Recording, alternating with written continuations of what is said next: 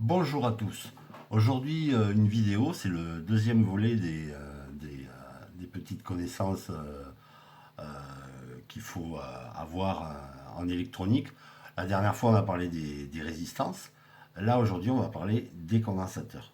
Alors, les condensateurs, ben, il y en a des tout petits, comme celui-ci, et il y en a des beaucoup plus gros, comme celui-là. Alors, on va d'abord s'intéresser euh, au symbole du condensateur qui est assez parlant quand même. Donc on peut voir d'emblée, il y a des condensateurs qui sont non polarisés, c'est-à-dire on peut les brancher dans n'importe quel sens, il n'y a pas de souci. Généralement ce sont les petits condensateurs qu'on peut mettre dans n'importe quel sens. Et puis les gros condensateurs comme celui-ci, là par contre, là, ceux-là sont polarisés. Ça c'est un électrochimique, voilà, ça s'appelle comme ça. Et là, faut pas se tromper, il faut bien mettre le plus au plus et le moins au moins. Sinon, poum. Donc, on va d'abord s'intéresser au symbole. Alors, on peut voir d'emblée, bon, déjà c'est un dipôle, il y a deux pattes. Voilà, là il y a deux pattes, on le voit, je pense. Et là, ben, là il y a deux sorties, tout simplement. Un dipôle, et là on voit qu'il y a sur le symbole, il y a deux plaques, mais qui ne se touchent pas. À aucun moment les plaques se touchent. Bon, très bien. Sur les condensateurs polarisés, ben là, bon, on voit le signe plus. Là, alors il y a plusieurs symboles, plusieurs manières de symboliser un condensateur polarisé. Mais en tout cas, à chaque fois, on voit qu'il n'y a aucun contact entre les deux plaques ici. Alors de là à en déduire que dans un condensateur, il n'y a pas de courant qui passe, il n'y aurait qu'un pas. Parce qu'effectivement, là, si on regarde vraiment, si on s'en tient au symbole, il ne peut pas passer de courant. Vraiment, là, on voit mal comment ça serait possible. Mais pourtant, d'une certaine manière, ça va être possible. Donc on va continuer. On va essayer de voir. Donc le condensateur, ben, c'est un dipôle constitué par deux armatures conductrices séparées par un isolant, on appelle ça aussi un diélectrique, de permittivité epsilon. Bon, ça, c'est pas. On s'en fiche un peu là, pour nous, dans notre domaine. Il est caractérisé par sa capacité C, qui s'exprime en farad, et porte une charge Q. Alors, c'est une charge électrostatique. C'est pas vraiment. C'est une charge électrique, oui, mais c'est. Ça va fonctionner sur un principe électrostatique. C'est-à-dire, c'est quoi l'électrostatisme? On l'a tous fait quand on était gamin. Frotter une règle en plastique contre sa manche et attirer, on peut attirer ensuite des morceaux de papier. Bon, voilà. Ça, c'est un phénomène électrostatique. Mais le condensateur, ça va un petit peu fonctionner un petit peu de la même manière. Donc je vous donne quand même la formule qui permet de calculer la charge d'un condensateur. Donc sous une tension U, il porte une charge Q égale C multiplié par U. Donc on pourrait s'amuser à calculer les charges de condensateurs dans des circuits et tout, mais bon, c'est pas vraiment mon propos. Je vais essayer de rester quand même au plus simple, que vous compreniez au mieux à quoi ça sert et comment on s'en sert surtout. Voilà, donc un diélectrique fin, c'est-à-dire un isolant fin, ça donne une capacité élevée et une tension de service faible. Eh bien ouais, parce que si l'isolant est très très fin et qu'on applique une forte tension sur le condensateur, eh bien, il peut y avoir un arc qui se produit. Carrément une étincelle entre les deux armatures et là le condensateur est détruit, il est foutu. Donc attention toujours aux tensions de service. On ne branche pas un condensateur prévu pour marcher jusqu'à 16 volts, on ne le branche pas sur du 25 volts parce qu'il risque d'exploser tout simplement.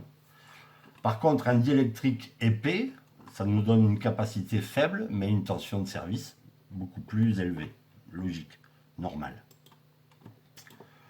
On continue. Alors l'unité pour la capacité d'un condensateur, c'est le farad. Mais le farad, c'est juste une unité énorme. C'est énorme, énorme, énorme. C'est tellement énorme qu'on utilise plutôt les microfarads, c'est-à-dire 1 fois 10 puissance moins 6 farad. C'est-à-dire qu'un microfarad, c'est un millionième de farad. Et ça, on va vraiment utiliser les microfarades très très régulièrement. Donc attention, euh, c'est vraiment petit, hein, 1 millionième de farad. Ou voire même, on va utiliser les nanofarad. Là, c'est 10 puissance moins 9 farad. Carrément, c'est vraiment petit. Ou encore les picofarads, et là, on est carrément à 10 puissance moins 12 farad. Donc attention dans les calculs. Euh, Là, on a vite fait de se prendre les pieds dans le tapis dans les puissances de 10 et autres. Il existe donc sur Internet des convertisseurs. Il suffit de taper sur Internet farad convertisseur et vous allez pouvoir convertir des microfarads en nanofarad ou enfin tout ce que vous voulez. Pas de problème. Donc, on continue. Alors là, le marquage des condensateurs, eh bien, c'est un petit peu plus délicat que les résistances, souvent. Alors, les gros condensateurs, les chimiques comme ça, là, il n'y a pas de souci, c'est écrit en clair. Là, il n'y a pas de problème. La polarité aussi est signalée, il n'y a pas de problème. Par contre, pour les petits condos comme ça, là, c'est un petit peu plus délicat. Alors là, ici, je vous montre un troupeau dans son milieu naturel, hein, un troupeau de 100 nanofarads. Alors comment je sais que ce sont des 100 nanofarads? Eh bien, tout simplement, le 4 ici, le dernier chiffre ici, indique le nombre de zéros derrière les premiers chiffres. Donc 10 avec 4 zéros, disons, derrière, ça fait 100 000. 100 000 picofarads, là c'est en picofarads, et du coup 100 000 picofarads, ça nous donne bien 100 nanofarads. Donc vous voyez tout le temps les conversions, voilà. Donc, alors des fois si vous n'êtes pas sûr, ben, si vous avez un multimètre qui fait capacimètre, l'idéal c'est encore de mesurer, et au moins là vous êtes sûr, parce qu'il y a des marquages, des fois c'est un petit peu... ça peut être un petit peu déroutant, hein. Je fais vite là-dessus, mais ça mériterait une vidéo rien que là-dessus, hein. Donc, allez, on continue. Donc maintenant, j'en arrive à... On va essayer de comprendre réellement ce qui se passe dans un condensateur. Comment ça se fait qu'il n'y a pas de courant qui peut vraiment passer, puisqu'il y a un isolant. Mais comment ça se fait qu'en fait, ben, si, on va quand même avoir un mouvement d'électrons, un mouvement on va avoir du courant, quoi, quelque part. Alors on va regarder, on va prendre une analogie empruntée au monde de l'hydraulique. On va symboliser ici notre condensateur. Ça va être un cylindre euh, à l'intérieur duquel il y a un piston bien étanche et un ressort de chaque côté du piston. Bon, très bien. Ici, on a des tuyaux, voilà, pas de problème. Et ici, on a une pompe qu'on va pouvoir faire tourner dans un sens ou dans l'autre. C'est-à-dire, la pompe, là, ça symbolise en fait l'alimentation, notre alimentation électrique. Alors, on va commencer par faire tourner notre pompe dans le sens horaire. Donc voilà, on démarre la pompe, très bien. Tout de suite après, s'établit donc une circulation du fluide. On voit que le fluide, là, il est poussé dans les tuyaux. Bon, très bien. Du coup, comme le fluide est poussé dans les tuyaux, ben, le fluide pousse le piston. Jusqu'à ce que le piston soit complètement écrasé le ressort de gauche ici, et le piston est bloqué. Si le piston est bloqué, ben, le courant s'arrête. Tout simplement. Par contre, la pression, elle est forte, là, elle est à son comble. Donc on peut dire que la pression, c'est la tension, et le débit, c'est le courant. Là, on n'a plus de débit, le fluide ne peut plus circuler, c'est bloqué ici, mais on a donc on a de la pression. On a donc une tension, nous, dans notre cas électrique. Donc maintenant, je vais intervertir la polarité de la pompe, là, c'est-à-dire pour la faire tourner à l'envers, tout simplement. Qu'est-ce qui va se passer? Mais aussitôt s'établit une circulation, mais ce coup-ci dans l'autre sens, qui va venir pousser le piston jusqu'à son maximum à droite, ce coup-ci. Voilà. Là, le piston ne peut plus, il a écrasé complètement le ressort de droite, le piston ne peut plus avancer, le courant s'arrête, tout simplement. À nouveau, la pression est forte. Pas de souci. Je refais. Alors on peut, avant de refaire, on peut quand même déjà en déduire que finalement, on a un courant continu, quand on envoie un courant tout le temps dans le même sens, mais on a bien une circulation de courant, mais qui s'arrête très très vite finalement. Dès que le piston, dès que le condensateur est chargé, le courant s'arrête. Waouh! Et en fait, on a bien vu là, ici, c'est exactement comme dans un condensateur. On n'a aucun contact entre ce côté-ci et ce côté-là. On n'a aucun contact direct. C'est le diélectrique, là dans notre cas c'est le piston qui fait le joint, quoi, si on veut. Donc on va continuer notre petite animation et on pourrait peut-être en déduire que si on si on intervertit la polarité de la pompe avant que le condensateur soit totalement chargé, peut-être qu'on peut espérer obtenir une circulation alternative, le mot est choisi exprès, une circulation alternative dans nos tuyaux, là, dans nos fils électriques. C'est ce qu'on va faire maintenant. On réinverse la pompe, donc le fluide pousse le piston, mais là, avant que le piston soit complètement arrivé à droite, je réinverse à nouveau. Et je réinverse à nouveau. Et je réinverse à nouveau. Et là, du coup, j'observe une circulation finalement du fluide de manière alternative, exactement comme fait du courant alternatif, qui va du plus au moins un certain nombre de fois par seconde, ça dépend de sa fréquence donc. Et voilà comment on peut expliquer le condensateur. Donc on peut en déduire que le condensateur il bloque les courants continus. Une fois qu'il est chargé, le courant ne passe plus. La tension par contre est à son maximum. Et en courant alternatif, le condensateur peut laisser passer certaines fréquences, c'est-à-dire certaines hautes fréquences, en fonction évidemment de la valeur du condensateur et en fonction de la fréquence. Voilà. C'est avec des condensateurs, par exemple, qu'on peut fabriquer un réglage de tonalité, comme on appelle ça, grave aigu sur un ampli, quoi. Grave aigu, pour pouvoir faire ça, on utilise des condensateurs qui laissent passer certaines fréquences, qui en coupent d'autres, et ainsi de suite, quoi. D'accord? Donc voilà, si vous avez compris ça, donc là, à aucun moment, on a eu un contact direct entre le côté droit et le côté gauche, mais pourtant, on a bien une circulation de fluide, donc une circulation pour le courant, c'est la même chose. J'avais lu un vieux document qui s'intitulait le courant est un liquide. Ben ouais, on peut carrément, on pourrait affirmer ça, c'est la même chose, quoi. Voilà. Ok, on continue. Donc là, si vous avez compris ça, vous avez vraiment compris l'essentiel de ce qu'il faut savoir sur le condensateur.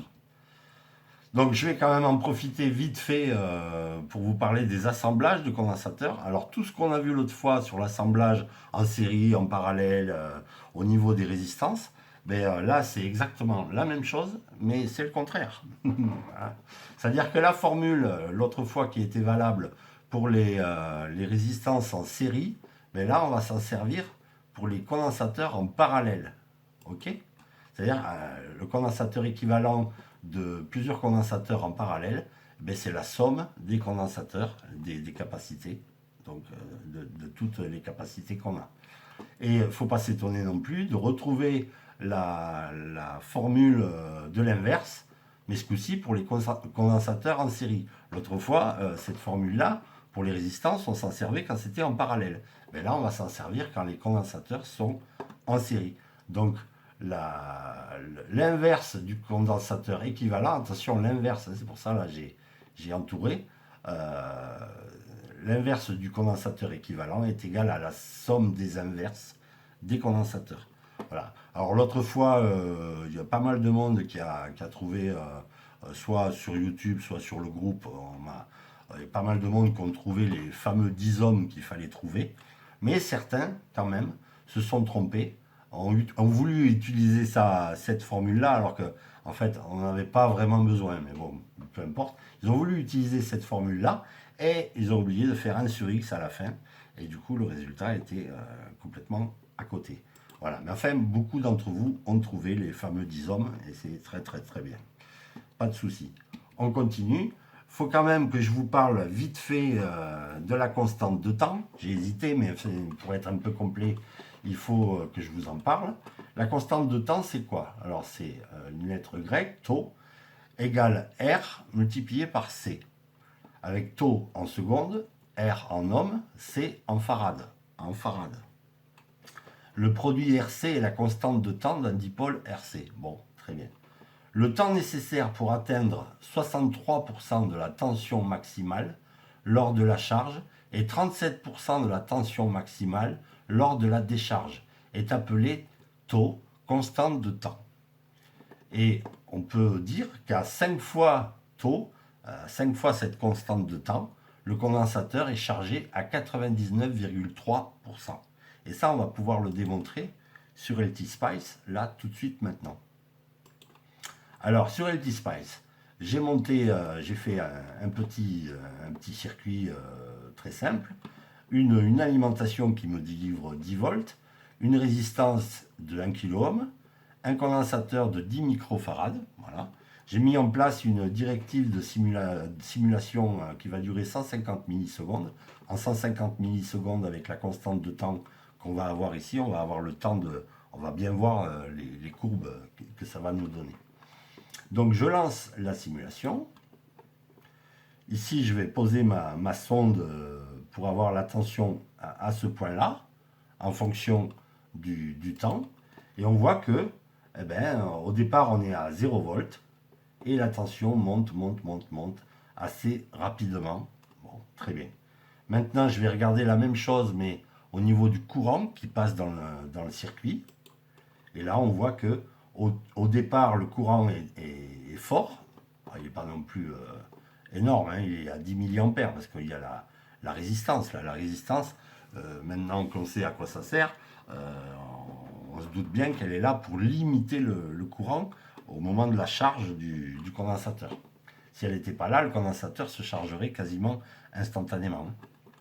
Donc on voit que au niveau courant et tension, on a exactement les mêmes courbes, mais en miroir. Tout simplement.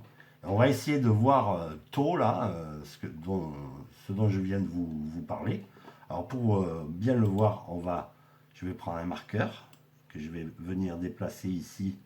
Alors 63% de 10 volts, ça nous donne 6 volts 3. Je vais essayer de me caler. Voilà, j'y suis là, ça m'a sorti cette fenêtre. Je suis bien à 6 volts 3 et je suis à 10 millisecondes. Donc j'ai un taux de 10 millisecondes. Très bien. Et 5 fois taux, ça me dit que le condensateur doit être chargé à 99,3%. On va regarder si c'est bien vrai. Donc je vais venir à taux à 5 fois taux. Donc ici à 50 millisecondes. Voilà, j'y suis.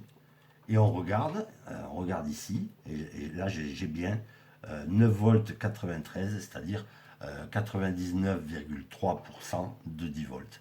Pas de problème, on est tout bon là-dessus.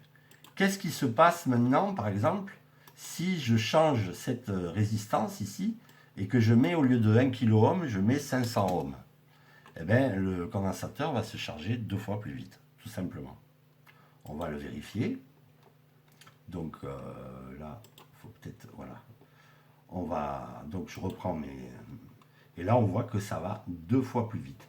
Tout à l'heure, on avait un taux de 10 millisecondes, et là on va avoir un taux, si je le regarde, on va avoir, alors je vais prendre mon marqueur ici, je vais venir à 6 volts 3 à peu près, essayer de faire ça pas trop mal. Voilà, j'y suis presque, mais pas tout à fait. Je pourrais le marquer là aussi, mais bon, c'est pas évident. Voilà, bon. À la louche, on est bien à 5 millisecondes. Si je m'étais mis vraiment à 6 volts, je vais le faire là ici. 6 volts 3. Ça m'a viré mon truc. Ouais, c'est pas terrible. faire une fausse manip. Voilà, bon, de toute façon, c'est ça. À la louche, on est à 5 millisecondes. Ça veut dire que le condensateur se charge 2 fois plus vite. Tout simplement, hein. C'est normal, on autorise 2 fois plus de courant à passer. Voilà. Donc là, tout est cohérent avec la dernière fois, les résistances et tout. Tout va bien. Alors, excusez-moi, j'ai eu un petit problème de caméra. On va continuer nos petites aventures et on va voir un cas concret. Alors, imaginons qu'on veuille se monter une petite alimentation. Euh, donc, une alimentation linéaire, hein, là je précise, donc avec un transformateur. Donc, on fait rentrer du 230 volts alternatif, donc le secteur, dans le transformateur. À travers un fusible, c'est toujours mieux. Euh, le transformateur nous abaisse la tension à 12 volts. On va redresser cette tension avec ici ce pont de diode. Là-dessus, je ferai une vidéo spéciale là-dessus. Et à la sortie de ce pont de diode, on va mettre un premier condensateur. Ensuite, on va utiliser un régulateur de tension de la série 78. Là, ici, c'est un 7809. Donc, il va nous produire une tension régulée ici de 9 volts à la sortie. Et sur la sortie, on va encore rajouter un petit condensateur de plus. Alors, il y a une formule. Alors, elle est vraiment... c'est pas du tout mathématique, mais bon, c'est pas mal. Ça donne, on va dire, la valeur ici de C1. La valeur de C1 minimum, mais vraiment minimum. Et ça va nous le donner directement en microfarad. Donc ça, c'est pas mal quand on débute, pourquoi pas. Donc la formule en question, c'est 20 000, bon, divisé par le quotient des volts efficaces, hein, de la tension efficace, divisé par l'intensité maximum qu'on veut tirer sur l'alimentation. Donc, imaginons qu'on veuille tirer 500 mA, hein, le 7809, il peut fournir normalement 1 ampère et demi, mais à ce régime-là, il faudrait vraiment lui mettre un radiateur assez costaud. On va se contenter de 500 mA là. Et ça nous donne ce calcul-là, 20 000, que divise 12 divisé par 0,5. Et ça nous donne 833 microfarads, mais vraiment minimum. Là, directement, donc en microfarad. Alors, vraiment minimum, parce que là, moi, dans ce cas-là, je mettrais quand même un condensateur beaucoup plus gros, là, hein. Alors, pourquoi, à quoi ça sert vraiment le condensateur ici? Ben, on va le voir là. Avant le pont de diode, on a notre courant alternatif qui est donc sinusoïdal, hein. Voilà, avec une période, la période c'est ça, voilà. Et donc, cette période-là se répète 50 fois par seconde. Très bien. Après redressement double alternance, c'est-à-dire quand on utilise un pont de diode, on se retrouve avec un signal comme celui-ci là. C'est-à-dire que toutes les alternances, les demi-alternances qui étaient négatives, on les a remis en positif. Ce qui fait que on a quelque part là, on a doublé la fréquence, quoi. Donc déjà, il y a moins de creux entre les petits ponts que ça fait. Enfin, on voit que quand même, ça fait quand même des failles assez énormes. Et c'est pour ça qu'on va utiliser un condensateur. C'est pour essayer de réduire ces failles. Là, le condensateur, ce qu'il produit, c'est la courbe en vert, là, ici. Le condensateur, il va produire cette courbe-là, qui est quasiment du courant continu. Alors, ça va dépendre, évidemment, de la charge qu'on met dessus, c'est-à-dire, ça va dépendre du courant qu'on tire. Plus on va tirer de courant, et plus le condensateur va se décharger entre deux petits ponts, là, et moins la courbe verte sera droite. C'est tout à fait logique. Par contre, si on tire très peu de courant, là, la courbe verte, ça sera quasiment une ligne droite. Voilà à quoi sert là le condensateur. Donc, dans ce cas-là, il sert vraiment de réservoir d'énergie. Et à chaque creux entre les petits ponts, là, eh ben, c'est lui qui fournit l'énergie à la charge, tout simplement. Donc ça dépend réellement, vraiment de la charge. Plus on va tirer de courant, et moins notre continu sera continu, quoi. Il sera plus, si on tire vraiment trop de courant, ça va pas le faire. Donc voilà, c'est ce que montre ça. Donc là, moi, en réalité, là, en pratique, je montrais au moins, bon là, ils disent 800, là, on tombe sur 833,33 microfarad. Déjà, on pourrait arrondir ça à 1000 micros, mais moi, en pratique, là, je mettrais plutôt 2200 microfarad. Euh, il faut quand même bien ça. Tout dépend après de ce qu'on alimente derrière, si c'est très sensible ou quoi, mais là, je mettrais quand même un réservoir assez gros. Ici, par contre, C2, il peut être 10 fois plus petit que C1, parce que là, on est après la régulation, donc très logiquement, il reste très peu d'ondulation résiduelle. Mais là, ici, je mettrais quand même un truc assez gros. Là, on y reviendra. Je ferai une, une vidéo sur les ponts redresseurs, sur plein de choses, quoi. On le verra sur les régulateurs aussi, parce que ça, c'est quand même assez pratique. Alors, c'est pas le genre d'alim qui a un rendement terrible, hein, pas du tout. Ça n'a pas un super rendement, mais bon, c'est vite monté, c'est vite fait, c'est facile à comprendre. Là, ici, on rentre la tension qu'on a là, qui est quand même qui fait plus que 12 volts, ça on le verra aussi en fait. Ici, on se retrouve avec plus de tension que là, euh, mais peu importe. Euh, on rentre là-dedans et puis par magie, ça nous sort du 9 volts impec, normalement. Voilà. Tout dépend encore une fois de combien de courant on tire. Alors évidemment, quand on construit une alimentation comme ça, il faut que tout soit cohérent. Il faut que le transfo puisse fournir l'énergie, le pont de diode aussi, et tout, quoi. On ne peut pas, avec une alimentation comme ça, on ne pourrait pas tirer des ampères et des ampères, hein. De toute façon, le 7809, il est limité. Moi, je dirais qu'il est limité plutôt à 1 ampère, et encore en lui mettant un radiateur assez conséquent. Donc voilà pour ça. Donc là, ça, on a vu en gros le rôle du condensateur dans ce cas précis. Il y a une autre utilisation des condensateurs, quelque chose de très important, c'est le découplage. Alors, le découplage, c'est quoi? C'est en fait donc essayer de découpler l'alimentation du circuit qui tire du courant dessus. On va imaginer ici qu'on a un circuit intégré. Un circuit intégré, là j'ai pas mis son nom, celui-là il est célèbre, mais on le verra aussi dans une vidéo je pense. Euh, donc ce circuit intégré, par moment, il est susceptible de faire des appels de courant assez importants. Euh, et donc, on va lui adjoindre un petit réservoir d'énergie, mais au plus près de ses pattes d'alimentation. C'est-à-dire que là, vraiment, j'ai pas fait un schéma pour vous montrer ça. J'ai fait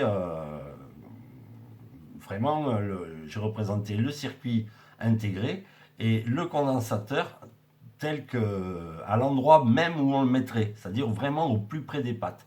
Là, on voit que j'ai mis un 100 nanofarad pour faire ça, 100 nanofarad, il n'y a pas de souci. Vraiment au plus près des pattes, c'est très très important. Il faut faire attention donc quand on a un schéma, quand on part d'un schéma électronique et qu'on veut faire le PCB, hein, qu'on veut faire le circuit imprimé, euh, il est fort probable que ce condensateur-là soit prévu, évidemment, mais que sur le schéma, il soit très très éloigné du circuit intégré. Et en fait, en pratique, il faudra qu'il soit vraiment au plus près. Voilà, c'est pour ça que je vous en parle, parce que ça c'est très très important. Si on l'éloigne de 4 ou 5 cm, ça ne sert plus à rien. Alors certains circuits, notamment les microcontrôleurs, si on met le condensateur de découplage vraiment trop loin, eh bien microcontrôleur peut ne pas démarrer tout simplement, hein. Voilà. Il va faire un appel et Et en fait, le courant arrivera trop tard, quoi, quelque part. Donc, au plus près, toujours au plus près. Voilà, voilà. Alors, j'ai bien conscience que je n'ai fait qu'effleurer le sujet des condensateurs. Je n'ai pas parlé de la résistance interne, le SR et autres. J'ai pas parlé de plein de choses. J'ai pas parlé des matériaux non plus de construction qui sont utilisés pour fabriquer les condensateurs. Il y en a plein. Alors, il y a plusieurs technologies. Chaque technologie a des avantages et des inconvénients, évidemment. Donc, parfois, faut un petit peu se renseigner pour essayer d'utiliser le condensateur qui est le plus adapté. Alors, une autre petite chose, les condensateurs ont une fâcheuse tendance à mal vieillir. Alors, pas tellement les petits, pas comme celui-ci, là, les petits, les petits condos céramiques ou même millefeuilles comme ça vieillit plutôt bien. Par contre, les gros, enfin, celui-là il est vraiment gros, mais les chimiques, ça peut mal vieillir. Si c'est mal stocké, ça aime pas trop non plus la chaleur. Voilà. Donc souvent, en fait, par exemple, dans une alimentation à découpage, qu'est-ce qui va... la panne la plus fréquente, ce sont les condensateurs. Condensateurs quand on ouvre l'alimentation, on s'aperçoit que les condensateurs sont bombés, ils ont commencé à fuir et tout, et ça peut empêcher même le démarrage de l'alimentation, tout simplement. La même chose aussi souvent sur les écrans de PC, j'ai eu le problème moi, il n'y a pas très très longtemps, mon écran, il fallait appuyer plusieurs fois sur le bouton pour qu'il finisse enfin par s'allumer. Moi je savais ce qu'il avait, et puis ça a duré, duré, duré, je ne l'ai pas fait tout de suite, et puis un beau jour, il ne s'est pas allumé, quoi. Voilà. Donc là, il a bien fallu que j'attrape le tournevis et que j'aille changer deux condensateurs qui étaient complètement, qui étaient à la fin de leur vie, quoi. Voilà, voilà pour les condensateurs. Je vais continuer ainsi cette série sur les composants. Peut-être que la prochaine fois, on parlera des LED, parce que là aussi, il y a un petit peu à dire quand même, surtout qu'on lit un peu tout et n'importe quoi. Donc, on essaiera de parler des LED. Je vous remercie pour votre fidélité. Continuez à vous abonner pour ceux qui ne connaissent pas la chaîne. Un petit j'aime aussi, évidemment, ça fait plaisir. Et je remercie évidemment beaucoup les donateurs sur PayPal. Voilà, voilà. Et je vous dis à très bientôt. Ciao, ciao.